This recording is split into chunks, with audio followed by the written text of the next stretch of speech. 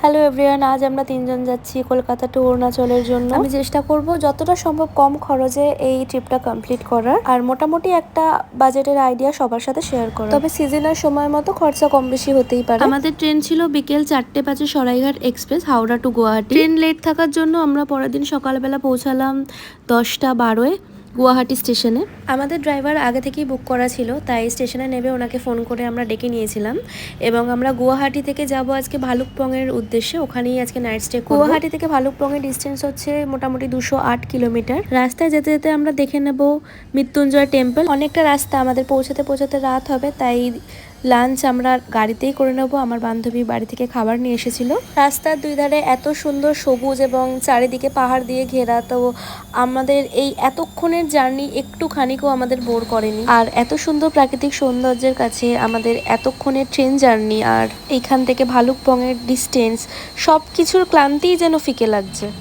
আমাদের অনেকটা লেট হয়ে গেছিল এবং অনেকটা রাত্রিরও হয়ে গেছিল হোটেল পৌঁছাতে পৌঁছাতে। তাই আজকে রাতে আর কোনো ক্লিপ শেয়ার করতে পারছি না হোটেলের। পরের দিন সকালে আমি চেষ্টা করব হোটেলের ভিডিও শেয়ার করার। সবারই অবস্থা খারাপ হয়ে গেছিল খিদের জন্য, তো আমরা ভাবছিলাম কতক্ষণে হোটেল পৌঁছাবো, খাবো আর জাস্ট ঘুমাবো। দেন পরের দিন সকালে অনেকটা সকালেই বেরোতে হবে আমাদের দিরাঙের উদ্দেশ্যে এখান থেকে। পরের দিন সকাল 7টায় আমরা ঘুম থেকে উঠে গেছি এবং রেডি হয়ে গেছি। আমরা যাব এখান থেকে এখন দিরাঙের উদ্দেশ্যে। আমি হোটেলের চারপাশটা দেখাচ্ছি, কত সুন্দর। রাতের অন্ধকারে তো আমরা বুঝতে পারিনি, আর আমি অনলাইনে এই হোটেলটা বুক করেছিলাম, তাই আমার এক্সপেকটেশনের বাইরে ছিল যে এত সুন্দর রুম পাবো এবং আশপাশটাও এতটা সুন্দর হবে।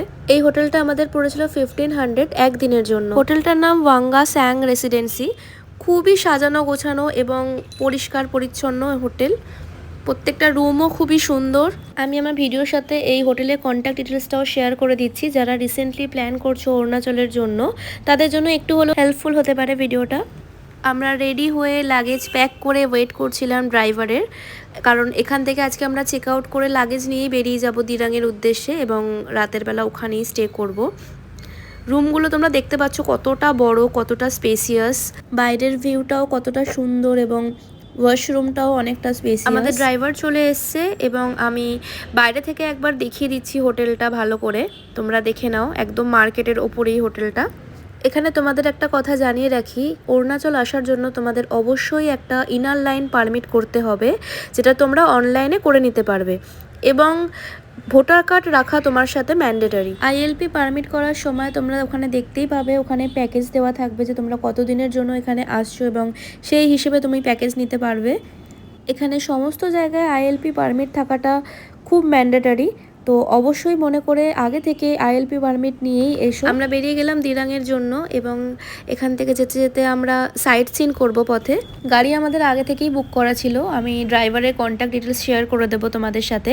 আমাদের গুয়াহাটি টু গুয়াহাটি 5 নাইট 6 ডেজের জন্য পড়েছিল 25,000। তবে যেমনটা আমি আগে বলেছিলাম, সিজনাল সময় অনুযায়ী ফেয়ার কমতে বা বাড়তে পারেই। এখানে আরেকটা কথা তোমাদের জানিয়ে রাখি, তোমরা যখনই গাড়ি বুক করবে গুয়াহাটি টু গুয়াহাটি তাওয়াংয়ে পৌঁছানোর পর কিন্তু এই গাড়িটা তাওয়াংয়ে চলবে না। তোমরা যদি নিজেদের পার্সোনাল ভেহিকেলও নিয়ে আসো, তাহলেও তোমাকে ওখান থেকে আলাদা করে গাড়ি করতেই হবে ওখানকার ইউনিয়নের জন্য। সেই ক্ষেত্রে তোমাকে এই গাড়িটার জন্য একদিনের জন্য এক্সট্রা চার্জ দিতেই হবে, কারণ এই গাড়িটার সাথেই তুমি ব্যাক করে আসবে গুয়াহাটি। ভালুকপং থেকে আমরা দিরাং যাওয়ার পথে দেখে নেব Tinni orchid research centre, Sangti valley sheep farm, foot over bridge, Dirang monastery আর টিডিএল বুদ্ধিস্ট মনেস্ট্রি। আজ রাতে আমরা দিরাঙেই স্টে করব। যেতে যেতে আমরা কিছু সময়ের জন্য একটা জায়গায় দাঁড়িয়েছিলাম এবং এখান থেকেই ব্রেকফাস্ট করে নিয়েছিলাম কিছু, কারণ পাহাড়ের রাস্তায় চললে একটু গা গুলোয় খালি পেটে। আমরা পৌঁছালাম ফুট ওভার ব্রিজে এবং খুবই সুন্দর, খুবই অনবদ্য এই জায়গাটা আমাকে মুগ্ধ করে দিয়েছিল। এত সুন্দর ভিউ এবং এত সুন্দর হাওয়া দিচ্ছিল যে কারোর মন আকৃষ্ট করার জন্য এনাফ। আমার মনে হচ্ছিল আরও কিছু সময় আমি এখানে থাকি এবং এই প্রাকৃতিক সৌন্দর্য উপভোগ করি। তো আমাদের আদার সাইট সিনগুলো ভিজিট করে হোটেলে চেক ইন করতে হবে, যেটা এখান থেকে অনেকটাই দূরে। তাই বেশি সময় নষ্ট না করে আমরা এখানে কিছু ছবি এবং কিছু ভিডিও করে নিয়েছিলাম তিনজনে। বেশ আরও কিছু সময় এখানে কাটানোর পর এবং প্রাকৃতিক সৌন্দর্য উপভোগ করার পর আমরা এখান থেকে বেরিয়ে পড়ি নেক্সট সাইট সিনের উদ্দেশ্যে। এখান থেকে বেরোনোর পর আমরা গাড়িতে উঠি এবং সেখান থেকে যাই আমরা নেক্সট সাইট সিনের উদ্দেশ্যে।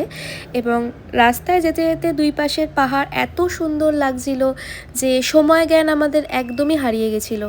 দুপাশের পাহাড় এবং নীল আকাশ তোমাকে একটুখানিকও বোর করবে না তোমার এতক্ষণের জার্নিতে, এবং সমস্ত ক্লান্তিই দূর করে দেবে। ভালুকপং থেকে দিরাং যাওয়ার রাস্তা যেরকম সুন্দর সেরকমই পরিষ্কার পরিচ্ছন্ন। আমাদের যাওয়ার পথেই আমরা দেখে নিয়েছিলাম এখান থেকে নাগ দেবতা মন্দির।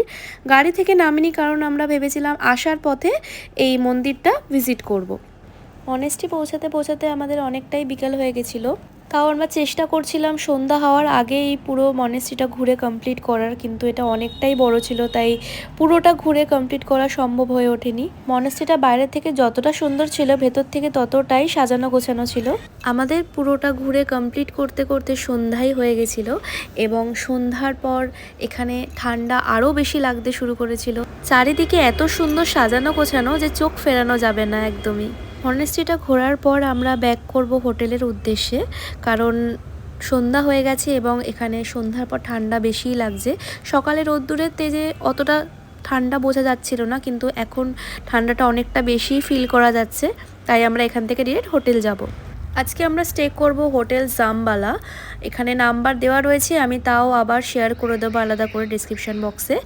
হোটেলের রুমগুলো মোটামুটি ভালোই, কিন্তু ভালুকপংয়ের তুলনায় অতটাও আমরা এই হোটেলটা ভালো পাইনি। এটাও আমরা অনলাইনে বুক করে নিয়েছিলাম আগে থেকেই, যাতে আমাদের এসে কোনো হেডেক না থাকে। বাইরের ভিউটা আমি এখান থেকে দেখিয়ে দিচ্ছি, এটাও পুরো মেন রোডের ওপরেই, আর এটার কস্ট পড়েছিল 1200 পার নাইট। আমরা একদিনের জন্য এই হোটেলটা বুক করে নিয়েছিলাম। পরের দিন আমরা চেক আউট করে বেরিয়ে গেছিলাম তাওয়াংয়ের উদ্দেশ্যে।